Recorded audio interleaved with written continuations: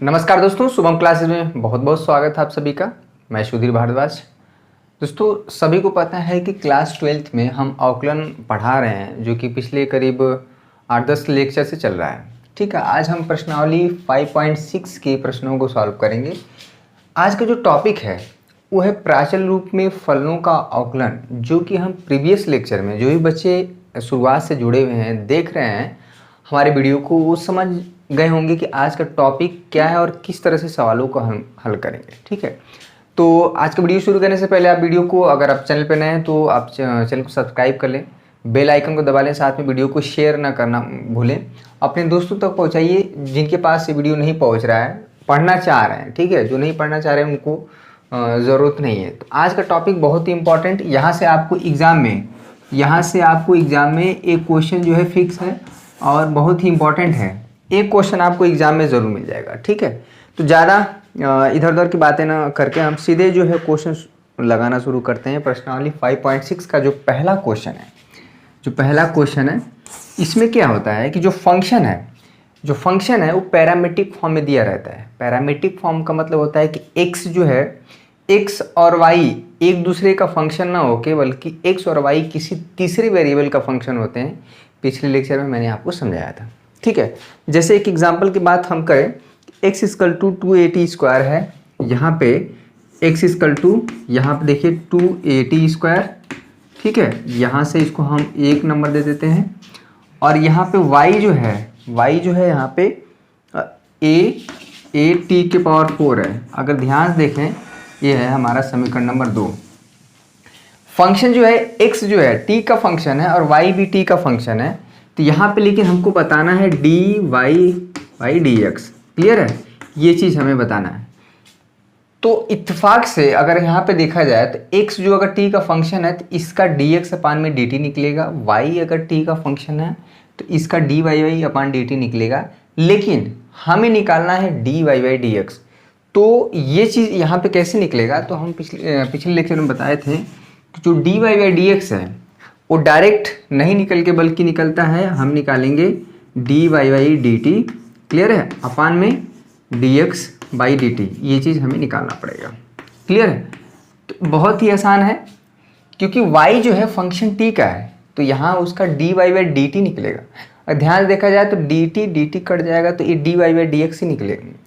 ठीक है, ये फाइनली जो इतना बड़ा लिखा गया है ये dy/dx ही लिखा गया है, तो इसे घुमा दिया गया है इसका मुंह।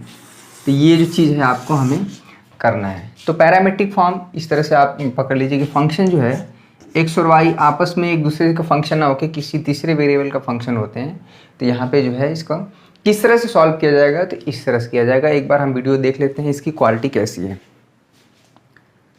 ठीक है, बिल्कुल ठीक है। चलिए, तो यहाँ पे इसको मिटा देते हैं। तो अब समझ में आ गया होगा कि क्या करना है हमें। तो जो फंक्शन y है, समीकरण नंबर 2 से देखिए, तो हम समीकरण नंबर 2 से हम क्या निकालेंगे, dy/dt। चलिए, यहाँ पे हो जाएगा dy/dt का मतलब है dy/dt ऑफ at⁴। इसमें कुछ नहीं करना है, a कांस्टेंट है, बाहर आ जाएगा और t⁴ का जो अवकलन है 4 आगे आ जाएगा, एक पावर कम हो जाएगा। अगर ध्यान से देखा जाए तो ये आ गया 4at³। चलिए, ये आ गया dy/dt। क्लियर है, अब जो है क्या निकाल दें, लगे हाथ dx/dt। यहाँ समीकरण नंबर 1 से यहीं से निकाल देते हैं dx/dt। क्लियर है, dx/dt क्या है, 2a तो कांस्टेंट है, इनटू में है 2 आगे आ जाएगा, तो इसका जो है कुछ नहीं हो जाएगा, ये 4at हो जाएगा। कैसे, 2 जो है पावर के एक यहाँ 2 आएगा और एक पावर कम होगा, तो ये चीज़ होगा। तो dx/dt 4at है और जो dy/dt है यहाँ पे हम लिख देते हैं dy/dt। यहाँ पे देख लीजिए, बहुत आसान है आज का अवकलन, लेकिन ये जो है सवाल पूछा जाता है। तो dy/dt है, यहाँ पे dx/dt है, तो इसलिए हमें क्या बताना है, dy/dx। फाइनली क्या है, ये dy/dt अपान में, ये अभी लिखेंगे बाद में डायरेक्ट करेंगे। क्लियर है ये चीज़, तो हमारा हो जाएगा dy/dx। dy/dt क्या है भैया, 4at³ अपान में dx/dt क्या है 4at। तो 4a t, 4a से 4a कट गया, t से एक पावर कट गया, यहाँ पे 2 बचा। तो फाइनली क्या आया, dy/dx अपन में e, यहाँ पे आ गया t²। तो ये हमारा क्या हुआ, आंसर हो गया। ठीक है, तो इस तरह से फंक्शन आपको कई क्वेश्चन मिलेंगे। ठीक है, तो नेक्स्ट क्वेश्चन है x = a cos theta, y = b cos theta. कोई जरूरी नहीं कि t का ही है, थीटा का फंक्शन होता है, हो सकता है x और y z का फंक्शन हो सकते हैं, और x y जो आप इंग्लिश में जो 26 जो हमारे लेटर हैं उसमें से किसी भी फंक्शन हो सकता है, क्योंकि गणित में तो है बहुत जो है कुछ भी यूज हो जाता है। ठीक है, चलिए ये तो हो गया क्वेश्चन नंबर 1। बस क्वेश्चन की प्रैक्टिस करना है, वो छोटा छोटा हमारा जो है अवकलन आएगा, इसको क्या करें, मिटा दें, इसको मिटा देते हैं, क्योंकि अब जो है आप समझ गए होंगे कि आज का टॉपिक क्या है। क्या है टॉपिक, ये भी समझना बहुत ज़रूरी है, उसको कैसे सॉल्व किया जाता है। ये आखिरी टाइप का फंक्शन है जिसमें हम अवकलन सीख रहे हैं। ठीक है, अच्छी बात ये है, बहुत दिन से अवकलन चल रहा है। क्वेश्चन नंबर 2 देखिए, तो यहाँ पे क्वेश्चन नंबर 2 x = जो है, x = है हमारा a। देखिए question number a cos theta, a cos theta. चलिए इसको एक समीकरण नंबर दे 1, और यहाँ पे है b sin थीटा। यहाँ पे बहुत आसान है, इसको भी तो हमें बताना है dy/dx।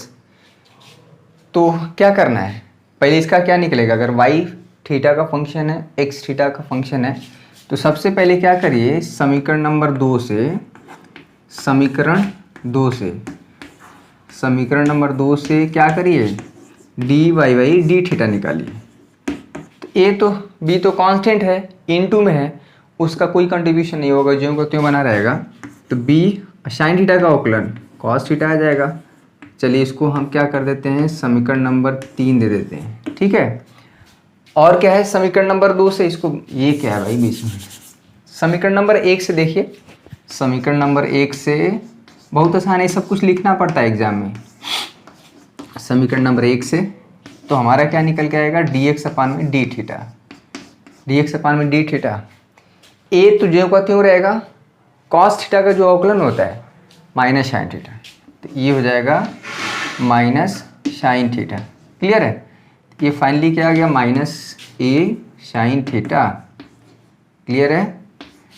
चलिए इसमें कोई बहुत बड़ा रॉकेट साइंस तो लगाए नहीं है, बहुत सिंपल सा कैलकुलेशन है, जो भी बच्चे शुरुआत से जुड़े हैं उनके लिए बहुत आसान हो।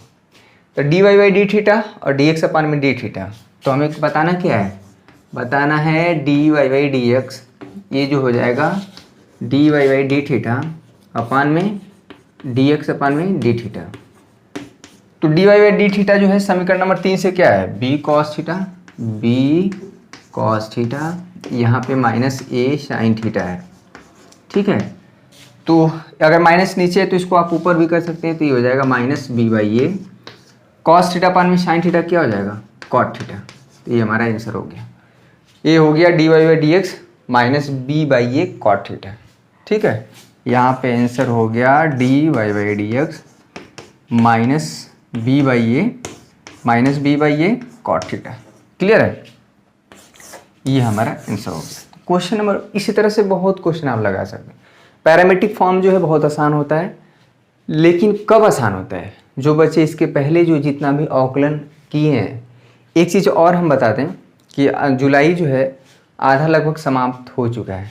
अगर अब से आप पढ़ना नहीं शुरू किए तो मैं गारंटी के साथ कह सकता हूँ कि आपका जो जितना बेहतर रिजल्ट होना चाहिए, आप जितना एक्सपेक्ट कर रहे हैं उतना नहीं हो पाएगा। ठीक है, मैंने ये कह सकता हूँ कि आप फेल हो जाएंगे, ऐसा नहीं, पास तो हो जाएंगे, लेकिन एक आज के समय में जो है इतना कंपटीशन का माहौल है कि अगर आप 60% 50% लेके कहीं भी जाते हैं तो कोई वैल्यू नहीं होता है, जब तक कि आप 85 से पार ना हो।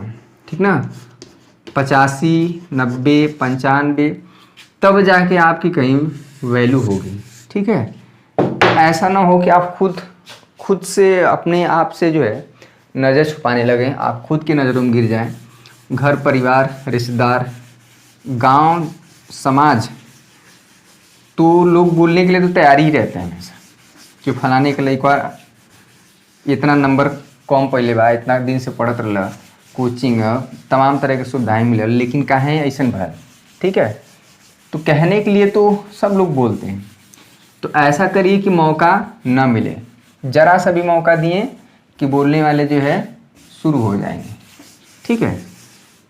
आपके अपना रिजल्ट से जो ज़्यादा चिंता अगल बगल वालों को होता है, अगर आपको ये सब बात समझ में आए तो, ठीक ना। जैसी क्वेश्चन नंबर जो है 3 बहुत आसान है, नोट कर देते हैं, आप इसको आप खुद से करेंगे। यहाँ पे question number 3, x equal to यहाँ पे कॉस थीटा है, वाई इक्वल टू है यहाँ पे साइन 2 थीटा। देखिए एक थीटा है कि टी है, वाई इक्वल टू उल्टा हो गया, चलिए यहाँ पे उल्टा हो गया, इससे कोई मतलब नहीं है, ये भी अपना सा, ये साइन टी है, ठीक ना। और यहाँ पे ये जो है करने में तो ये भी सवाल हो सकता था, यहाँ पे भी ये हो जाएगा cos 2t, ये हमारा x हो गया, ये y हो गया। बहुत आसान है। अभी तक का जितना भी आप अवकलन पढ़े हैं उन सारे अवकलन में जो पैरामेट्रिक फॉर्म है, प्राचल रूप है, वो सबसे आसान होता है। थोड़ा सा और तगड़ा क्वेश्चन लेके चलते हैं, बाकी सब तो क्वेश्चन बहुत आसान है। क्वेश्चन नंबर 6 जो है कई बार एग्जाम में पूछा गया है, क्वेश्चन नंबर 6, इसको हम नोट कर देते हैं क्योंकि इसको हम नहीं छोड़ सकते हैं, बहुत बार पूछा गया है क्वेश्चन नंबर 6, ठीक है। क्वेश्चन नंबर जो है 6 यहाँ पे बहुत इंपॉर्टेंट है, किताब आपके पास होना चाहिए। ए ब्रैकेट में जो है थीटा माइनस साइन थीटा, ये हो गया हमारा समीकरण नंबर 1। जो वाई है, वाई जो है हमारा यहाँ पे ए ब्रैकेट में 1 प्लस साइन थीटा, ये एग्जाम में कई बार पूछा गया है। क्वेश्चन नंबर 6 थोड़ा बहुत इसमें चेंज करता रहता है लेकिन पूछता ज़रूर है, ठीक है। क्वेश्चन नंबर 6 हो गया, तो इसको करना है। चलिए धीरे धीरे अवकलन का आखिरी टॉपिक है, उसके बाद जो है प्रश्नावली 5.7 जो है उसमें हम लोग पहुंच जाएंगे, जो कि हमारा सेकेंड ऑर्डर डेरिवेटिव होगा। क्वेश्चन को नोट कर लीजिए, थोड़ा पानी पी लेते हैं।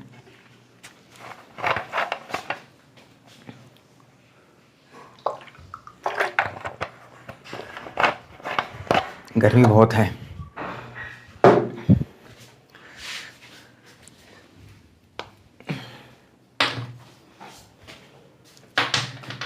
ठीक है, नोट कर लिए होंगे आई थिंक। ये है हमारा, इसको इसमें क्या करना है, जो x है a ब्रैकेट में थीटा माइनस साइन थीटा, तो अगर यहाँ पे इसको यहीं पे हम कर देते हैं तो इसको निकाला जाए dx अपान में डी थीटा। देखिए a हमारा कांस्टेंट है, मल्टीप्लाई में है, तो वो a ज्यों का त्यों रहेगा। देखिए थीटा का अवकलन थीटा के सापेक्ष क्या होगा 1, जैसे x का x के सापेक्ष 1 होता है, उसी तरह थीटा का थीटा के सापेक्ष अवकलन 1 हो जाएगा। माइनस टू रहने दीजिए, साइन थीटा का अवकलन क्या हो जाएगा कॉस थीटा। इसमें देखिए एग्जाम में क्या करेगा, इसको थोड़ा सा और कॉम्प्लिकेटेड कर देगा, ठीक है। इसको 3 नंबर दे दीजिए। यहाँ से y जो है, यहाँ से इसको दिखा लिए, इसको क्या निकालना पड़ेगा d y by d theta, clear है, d y by d theta. यहाँ पे a है, देखिए 1 का, किस 1 एक कांस्टेंट नंबर है, तो 1 का जो अवकलन हो जाएगा 0, और साइन थीटा का अवकलन जो हो जाएगा कॉस थीटा हो जाएगा। ये जो है हमारा d y by d theta, बहुत आसान है ये। अगर ये तरीका पता नहीं है, आप नहीं सीख रहे हैं, आपके लिए पहली बार है, तो किसी भी बच्चे के लिए बहुत मुश्किल हो जाएगी कि अरे ये किस तरह का फंक्शन है, ऐसा तो हम पढ़े ही नहीं है। लेकिन जब एक बार पढ़े रहेंगे तो आपके लिए आसान होगा। तो यहाँ पे हो जाएगा a cos थीटा, ये हो जाएगा समीकरण नंबर 4। तो समीकरण नंबर 3 से देखिए dx अपान में डी थीटा, यहाँ से dy बाई डी थीटा है, तो फाइनली हमारा क्या हुआ dy बाई जो dx बताना है वो कुछ नहीं है, क्या है dy by d theta upon में क्या है dx अपान में D theta. dy by d theta क्या है, समीकरण नंबर 4 से a cos थीटा, ठीक है। और समीकरण नंबर 3 से dx अपान में डी थीटा क्या है, a ब्रैकेट में 1 माइनस कॉस थीटा, इससे कट जाएगा। फाइनली क्या आया, फाइनली आ गया हमारा कॉस थीटा में अपान में 1 माइनस, तो हो गया ये हो गया d y by d x equal to यहाँ पे cos theta 1 minus cos theta. Clear है? ये हमारा आंसर हो गया। तो आपको बहुत ज़्यादा इसमें घुमावदार क्वेश्चन नहीं रहेगा, बहुत इजी रहेगा। इसमें अगर आपका प्रैक्टिस हो गया है, ठीक है, तो क्वेश्चन आएगा तो आप कर ले जाएंगे। आता भी है क्वेश्चन, आएगा नहीं, आता है और हर बार आता है एग्जाम में। ठीक है, ये पैरामेट्रिक फॉर्म आपको पकड़ में आना चाहिए कि आखिर में पैरामेट्रिक फॉर्म है क्या, प्राचल रूप। ठीक है, तो अब जो है जैसे ही हमारा ख़त्म होगा वैसे हम पूरा अवकलन एक बार रिवाइज करा देंगे। 2 घंटे का वीडियो रहेगा उस दिन। ठीक है, तो ये हो गया क्वेश्चन नंबर 6।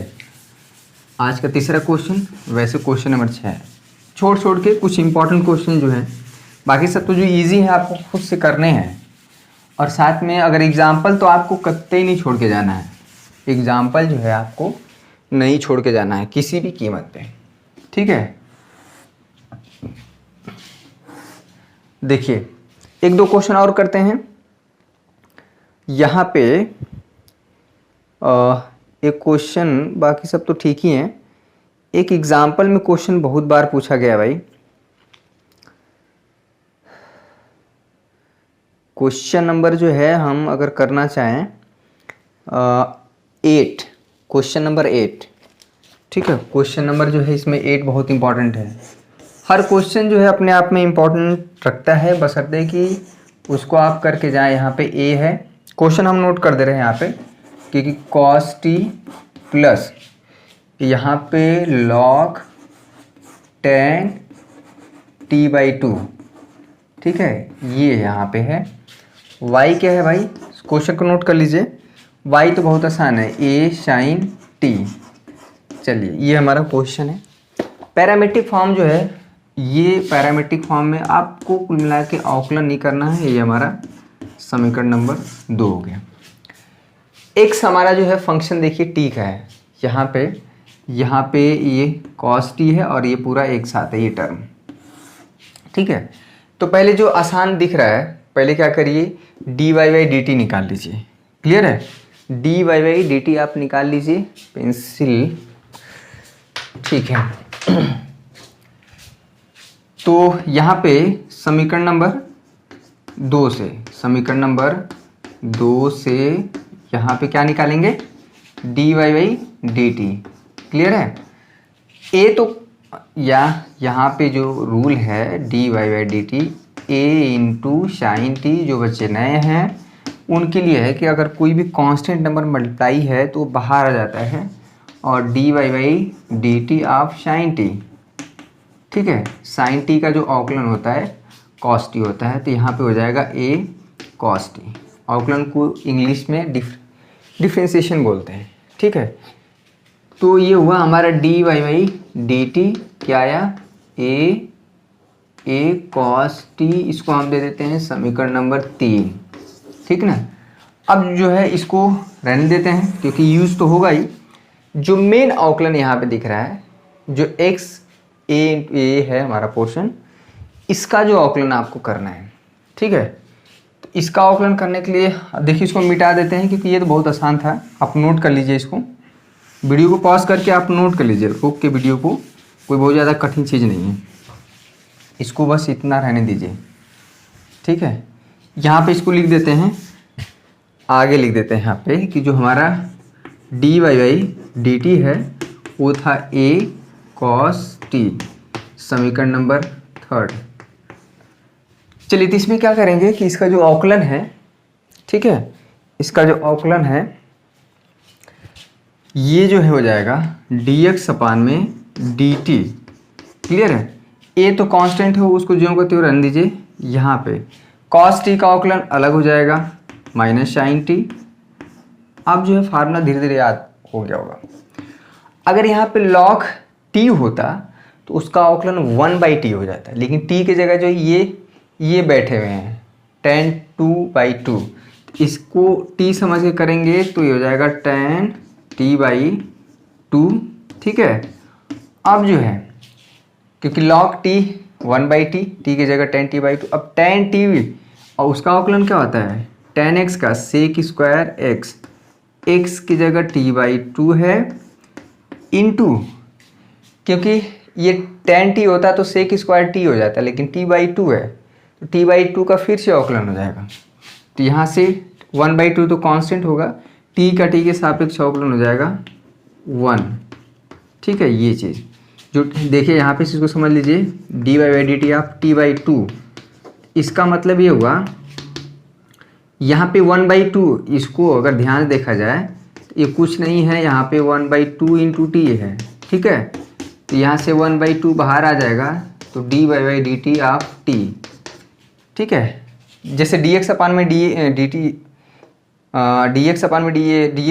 dx होता है, वहाँ पे उसका अवकलन 1 हो जाता है, वहाँ पे यहाँ पे भी उसी तरह से हो जाएगा, ये 1/2 इंटू 1। क्लियर है, तो ये चीज़ है। ठीक है, क्वेश्चन करने के लिए तो बहुत ढेर सारे हो सकते हैं, कोई बहुत ज़्यादा कठिन नहीं है ये, लेकिन आपको हर टाइप के सवालों को करना पड़ेगा। ठीक है, जब हर टाइप के सवाल करेंगे, क्वेश्चन नोट कर लीजिए आप।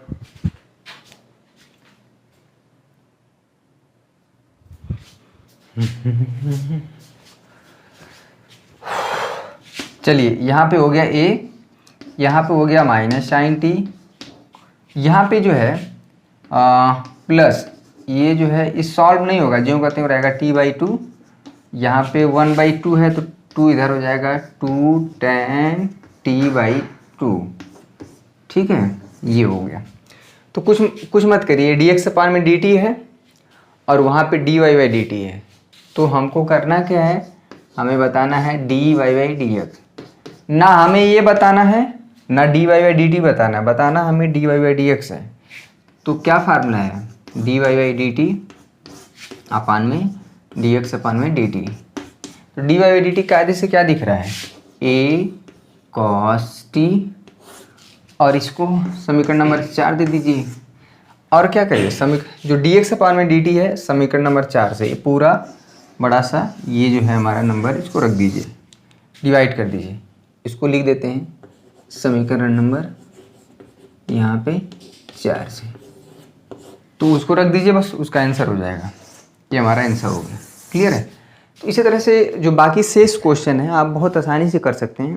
क्वेश्चन की वैरायटी बहुत है, ठीक है, अलग अलग टाइप के क्वेश्चन हैं, तो आपको करने हैं। ठीक है, तो आई होप कि आज का सेशन जो है अब बहुत इजी रहा है, और लेकिन इजी है तब हुआ है, उनके लिए इजी है जो बच्चे शुरुआत से जुड़े हुए हैं और लगातार वीडियो को देख रहे हैं, और जो थोड़ा सा ना इधर उधर चीज़ों पे ध्यान ना दें, कि सीरियस हो जाएंगे कि रिज़ल्ट जब आता है तो जो कष्ट होता है वो आप ही समझ सकते हैं, मैं भी समझ सकता हूँ। ठीक है, तो वो ऐसी स्थिति ना आए, आप शुरुआत से ही थोड़ा थोड़ा मेहनत करते हैं कि 10th और 12th में अगर हम बता देते हैं कि कोई भी बच्चा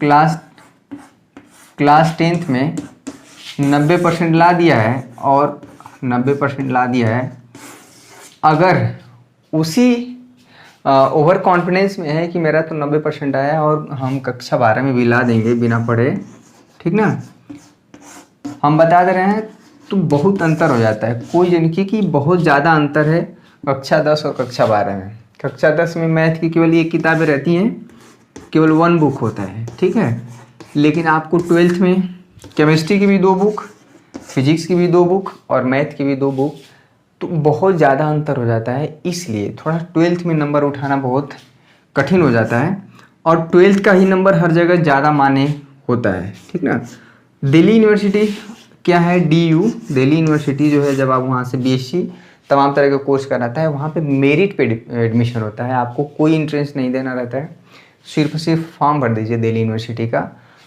अगर आपका 90% से ऊपर है तो वहाँ पे कोई ना कोई कॉलेज मिल जाएगा। ठीक ना, तो दरवाजे खुले हुए हैं आपके लिए कि आप कहाँ पे किस तरह से पढ़ना चाह रहे हैं। अगर आपका परसेंटेज अच्छा है तो कोई विदाउट इंट्रेंस का भी आप एडमिशन हो सकता है वहाँ पे। ठीक है, तो आज के लिए बस इतना ही। इसी तरह से छोटी छोटी जानकारी आपको देते रहेंगे हम लोग। सोम क्लासेस ऐप अगर जो भी बच्चे अभी डाउनलोड नहीं किए हैं, डाउनलोड कर लें। धीरे धीरे जो है हम लोग उस पर मटेरियल प्रोवाइड कराएंगे। अभी परेशान होने की ज़रूरत नहीं है, बहुत बच्चे परेशान हैं कि सर कुछ मिल नहीं रहा है। अरे अभी शुरू तो करिए, ठीक है, शुभम क्लासेज ऐप धीरे धीरे उस पर अपलोड किया जाएगा। अभी हमारा जो है जो ऐप है वो भी मोनेटाइज नहीं हुआ है, उस पर प्रचार आना शुरू हो जाएगा तो वो चीज़ ऑटोमेटिक क्या हो जाएगा, हम लोग उस पर काम करना शुरू कर देंगे। ठीक है, तो आज के लिए बस इतना ही। बहुत बहुत धन्यवाद। वीडियो देखते रहिए, पढ़ते रहिए, मस्त रहिए और किसी प्रकार का कोई टेंशन मत लीजिए। धीरे धीरे ही सही, लेकिन हम लोग जो है निरंतर चलेंगे, निरंतर हर दिन वीडियो आपको मिलेगा और सिलेबस हमारा कवर होता रहेगा। ठीक है, तो बहुत बहुत धन्यवाद। आपका दिन शुभ हो।